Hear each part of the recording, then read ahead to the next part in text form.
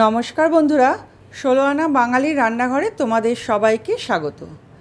আজকে আমি তোমাদেরকে যে রেসিপিটা করে দেখাবো সেটা তোমরা সকালের জলখাবারে, বিকেলের টিফিনে অথবা লাঞ্চ বক্সেও নিতে পারো।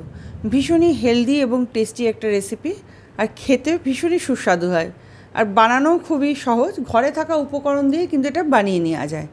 সেটা হচ্ছে সুজির ঝাল কেক। এই রেসিপিটা বানানো সোজা, আর বাচ্চারা যারা টিফিন খেতে চায় না তাদের যদি টিফিনে বানিয়ে দাও তারাও কিন্তু এটা খুব মজা করে খাবে। তাহলে চলো দেখতে থাকো কিভাবে করছি। সুজির ঝাল কেক বানানোর জন্য একটা মিক্সিং জারের মধ্যে আমি 1 কাপ সুজি দিয়ে দিলাম। সুজিটাকে প্রথমে তোমরা আগে একবার ব্লেন্ড করে নিতে পারো, আমি সেটা না করে তার মধ্যে দিয়ে দিলাম 1/2 কাপ টক দই, 1 চা চামচ লবণ, আর দিয়ে দিলাম 1 কাপ জল। এবার এটাকে ভালো করে ব্লেন্ড করে ফিরে এসেছি। দেখো ভালো করে ব্লেন্ড করা হয়ে গেছে। এখন এটাকে আমি একটা বাটির মধ্যে ঢেলে নিচ্ছি। তোমরা অনেকে এটা করতে পারো, সুজিটাকে আগে একটু ভালো করে গুঁড়ো করে নিয়ে তারপর সব কিছু মিশিয়ে আবার ব্লেন্ড করতে পারো।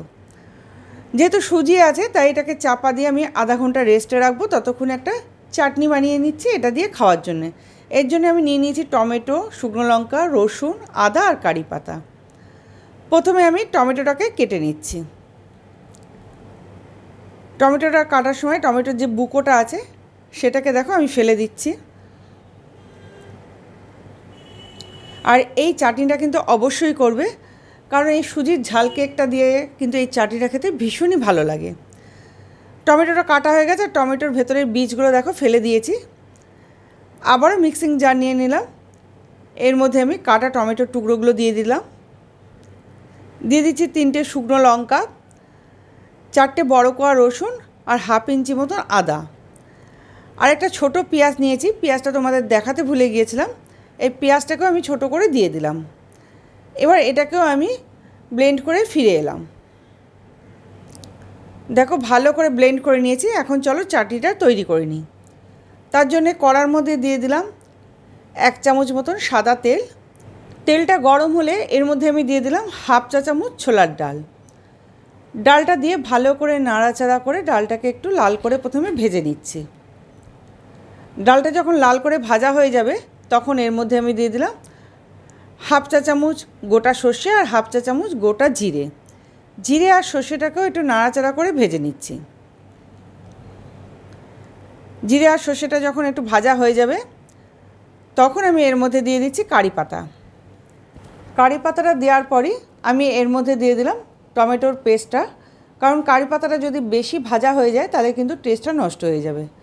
টমেটোর পেস্টটা দেওয়ার পর একটু নাড়াচাড়া করে নিয়ে এর মধ্যে দিয়ে দিলাম স্বাদ মতন লবণ, সামান্য পরিমাণে হলুদ দিয়ে দিলাম, আর দিয়ে দিচ্ছি 1 চা চামচ চিনি। তবে চিনিটা সম্পূর্ণ অপশনাল, তোমরা পছন্দ না করলে স্কিপ করে যেও। সব কিছু ভালোভাবে একটু মিশিয়ে নেওয়ার পর এর মধ্যে দিয়ে দিচ্ছি 1/2 চা চামচ সয়া সস। সয়া সসটা দেওয়ার ফলে কিন্তু চাটনিটা খেতে ভীষণ ভালো হবে, একটা টক ঝাল মিষ্টি স্বাদ আসবে। সয়া সসটা দেওয়ার পর আবারও নাড়াচাড়া করে টমেটোর যে জলটা রয়েছে সেই জলটাকে একটু শুকিয়ে নিতে হবে। 3 থেকে 4 মিনিট এইভাবে নাড়াচাড়া করে টমেটোর মধ্যে যে এক্সট্রা জলটা সেটা শুকিয়ে নিলাম। চাটনিটা আমার তৈরি হয়ে গেছে। এখন গ্যাসের ফ্লেমটাকে অফ করে দিয়ে এটা ঠান্ডা করে অন্য পাত্রে ঢেলে নেব। আধা ঘন্টা পর ফিরে আসলাম। সুজিটা আমার দেখো ভিজে গেছে, অনেকটাই গাঢ় হয়ে গেছে। এবার এর মধ্যে দিয়ে দিলাম একটা মিডিয়াম সাইজের পেঁয়াজ, আমি মিহি করে কুচিয়ে রেখেছিলাম, পেঁয়াজটা দিয়ে দিলাম।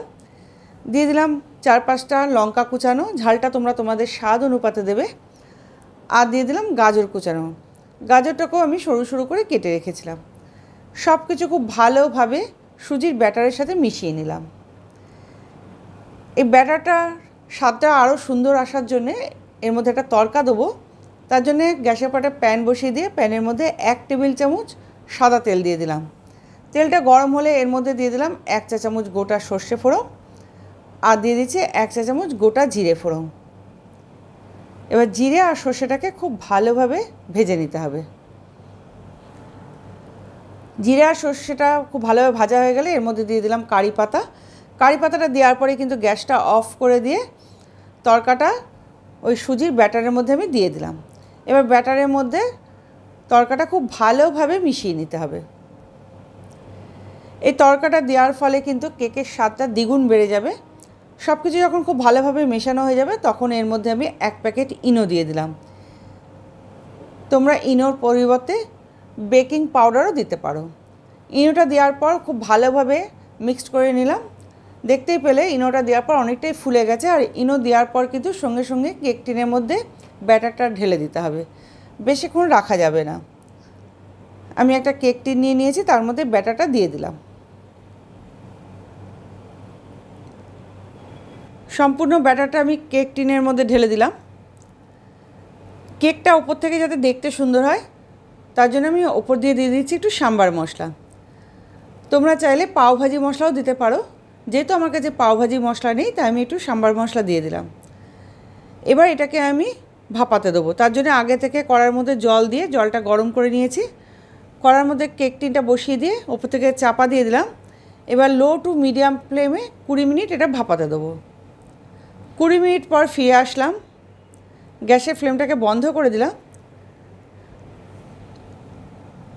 এটা আমার তৈরি হয়ে গেছে। এবার চাপা দিয়ে আমি 5 মিনিট রেখে দেবো, তারপর এটাকে আমি বার করব।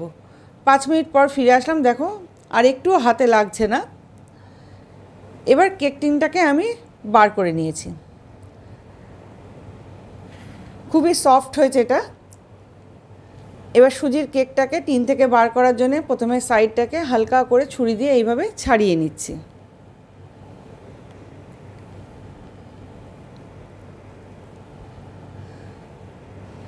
এইভাবে হালকা করে ট্যাপ করলেই কিন্তু কেক টিন থেকে সুজির কেকটা বেরিয়ে আসবে।